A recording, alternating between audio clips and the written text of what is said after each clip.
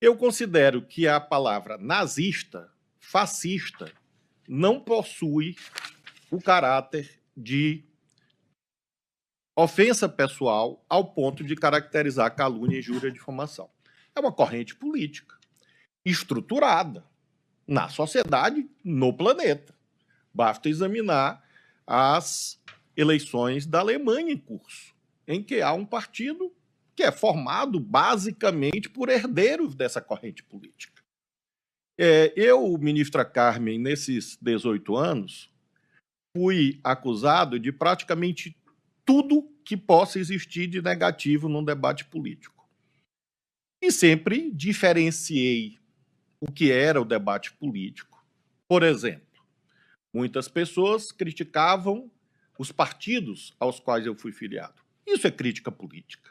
Aqui estamos examinando em sede penal, mas isto desborda até para outros espaços dos processos judiciais, incluídos os eleitorais.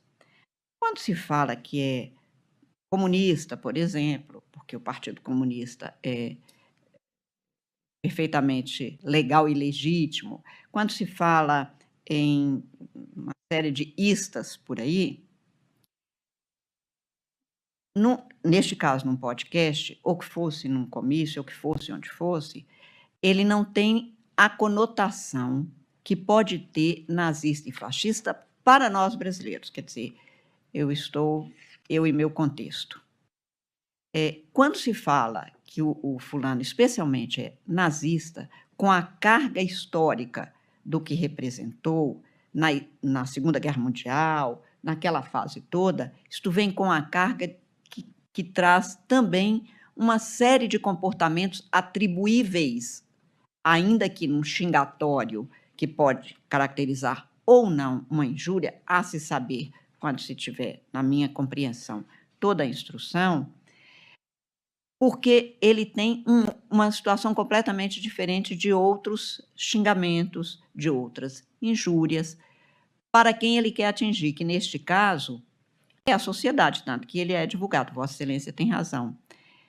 É tristinho a gente ter que lidar, e não é este um caso único aqui neste tribunal, acho que nós todos somos relatores de outros casos, nos quais se chega a imputar, e muitas vezes nós já aceitamos e até concluímos julgamentos, sobre o desnível a que se reduziu esta mais que nobre atuação política em benefício de todos. Que numa hora de ânimos exaltados se diga, se atribua alguma coisa, mas sem nunca se pensar numa determinada situação, não se chama alguém de nazista, a não ser que de comunista até assim, um pouco até por desconhecimento do que seja, mas nazista não, fascista, idiota, porque aí realmente eu acho que desbordou do que seria considerado, entre aspas, um debate possível. Nem minimamente civilizado não é. Claro, há o nazismo, o partido nazista na Alemanha, numa história em que isto é aceitável, que é completamente diferente deste contexto nacional, e que foram proferidas também, não soltas, não únicas, mas neste complexo de manifestações contra a outra pessoa. Então, talvez se eu tivesse chegado e se a gente estivesse num juízo de absolvição ou de condenação, eu até concluiria como Vossa Excelência. Mas neste momento inicial, em que há uma imputação, imagine se isto fosse, ministro Flávio, num espaço, e se eu estivesse julgando isto como crime eleitoral ou como propaganda eleitoral. E não foram poucas as vezes que nós tivemos esse tipo de discurso espúrio, grave, com consequências eleitorais no ano de 2022. E nós, no Tribunal Superior Eleitoral, consideramos que dizer que o fulano a gente mandava retirar, ou mandava retificar, ou mandava explicar. Um impulsionamento, por exemplo, sobre o fulano ser nazista, mesmo que a pessoa lá na ponta não entenda, repercute no atuar livre dela para escolher uma pessoa. Não é o caso. Este caso aqui, como nós estamos vendo, foi o ano passado, foi num outro contexto. Não estou falando do contexto eleitoral. Estou apenas tentando, neste momento inicial de recebimento da queixa, verificando que, se eu retiro isto, porque não é nem considerado injúria, isto vai ser, de novo, eventualmente, praticado no ambiente eleitoral, com consequências sobre a possibilidade de o outro ver a sua imagem pública devidamente resguardada e sem consequências.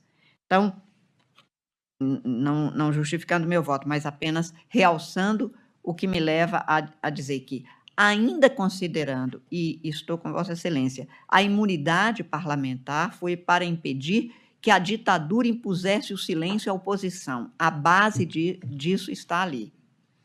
A imunidade parlamentar não pode, em nenhum momento, significar impunidade parlamentar, porque não é sinônimo. Estamos no Estado de Direito, atuando contra alguém.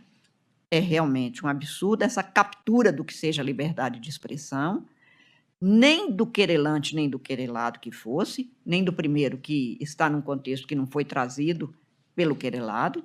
Nenhum dos dois tem esta impunidade de poder sair dizendo o que entende, como entende, a respeito de qualquer pessoa. O que nos foi trazido no quadro aqui narrado foi só este cenário. E neste cenário é que não me pareceu que, no primeiro momento, já de pronto, pudesse ser considerado algo regular, legítimo e que não caracteriza nenhum ilícito. Porque, se não for ilícito penal, e eu poderia até restringir, estou apenas raciocinando, num ilícito eleitoral, e que o contexto é outro, claro, não estou vinculando, mas se eu digo que isso aqui é atípico penalmente, por que seria um ilícito eleitoral depois? E se eu não considerar um ilícito eleitoral, eu vou ter uma verdadeira terra de ninguém, sem normas, para fazer prevalecer, por exemplo, no espaço político, democrático, necessário que é o processo eleitoral.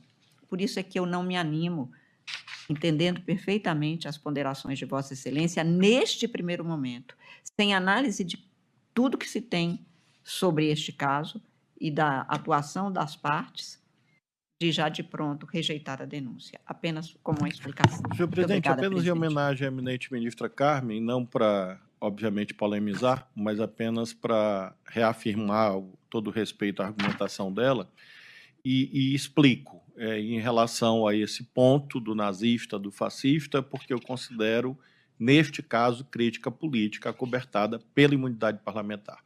Em relação ao ilícito eleitoral, se estivesse examinando, por exemplo, um direito de resposta no TSE, não há, obviamente, a incidência da imunidade parlamentar nesse caso. Estou retirando até da imunidade parlamentar para análise. No caso lá do direito de resposta. Aqui, eu, talvez, ministra Carmen, leve em conta o que eu vivenciei em 18 anos, em que todos os dias essas imputações, eu, por exemplo, a senhora há de concordar, eu era retratado frequentemente como alguém que se parecia com aquele senhor da Coreia do Norte, cujo nome eu não sei, aquele Kim Song, alguma coisa lá. E havia, ministro Alexandre, ideia de que eu parecia com ele. E todas as vezes no debate político se dizia que eu era seu King lá, não sei, da Coreia do Norte. Obviamente, eu nunca processei ninguém por isso, embora achasse desbordante do que eu procuro ser, talvez pelo fato de eu e ele pesarmos um pouco mais do que a média. Mas faziam isso no debate, na internet, na televisão, enfim, e eu considerava que, vamos lá, é errado, mas é uma crítica política. Em relação a esse ponto, portanto, eu considero que a imunidade parlamentar, em relação ao nazista, fascista, e com toda a homenagem à relatora, eu mantenho esse ponto de vista de recebimento parcial da queixa. Lá na década de 20, de 30, essa disputa de ideias era feita nos rádios, as famílias se reuniam, eram coletivas. Hoje não, nós temos as redes sociais, é o WhatsApp, é receber a mensagem individual, fica na cabeça da pessoa. E é difícil depois você fazer esse debate. Nós terminamos a eleição, estamos no governo, com bastante dificuldade, porque é muito diferente do que foram os primeiros governos do presidente Lula, é outra realidade. Outra realidade do Congresso Nacional. Nós hoje temos um semipresidencialismo e nem primeiro-ministro para demitir, então não tem, fazem o que querem no Congresso. Um Congresso absolutamente conservador e absolutamente alinhado com o liberalismo e que pressiona o governo todos os dias. Se bem que, nessa semana passada, a gente teve uma vitória. O projeto do estupro vai ter que ficar guardadinho lá, porque a sociedade reagiu.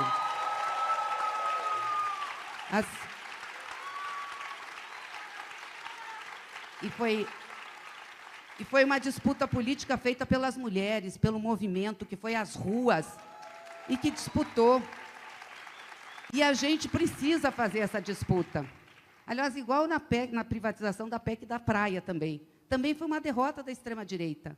Então, veja, nós temos o espaço para fazer a disputa política, mas essa disputa política ela tem que estar junto na condição de sustentar que o governo possa fazer aquilo que ele se propôs e que disse na campanha. Tenho orgulho de, junto com a companheira Dilma Rousseff, em apenas 13 anos de governo nesse país, nós já passamos para a história como o governo que mais investiu em educação fundamental, mais investiu em creche, mais investiu no ensino técnico e mais investiu em universidade. Toda vez que vocês ouviram falar em educação, é uma profissão de fé, é uma coisa que está na minha entranha. Porque eu sou filho de uma mulher que nasceu analfabeta e morreu analfabeta. Mas o filho dela, que chegou a presidente da República, não quer deixar nenhum brasileiro mais morrer analfabeto, porque nós temos a obrigação de cuidar dessa gente e dar a eles a oportunidade. Um governo que retoma os principais programas que foram abandonados. Mais de 80. Santa Catarina retoma mais médico, mas agora com mais de 820 médicos para Santa Catarina. Retoma a farmácia popular. Retoma Minha Casa Minha Vida. Retomou os institutos federais. Por isso que eu acredito que o povo brasileiro acertou para o futuro do próprio povo ter escolhido o presidente Lula.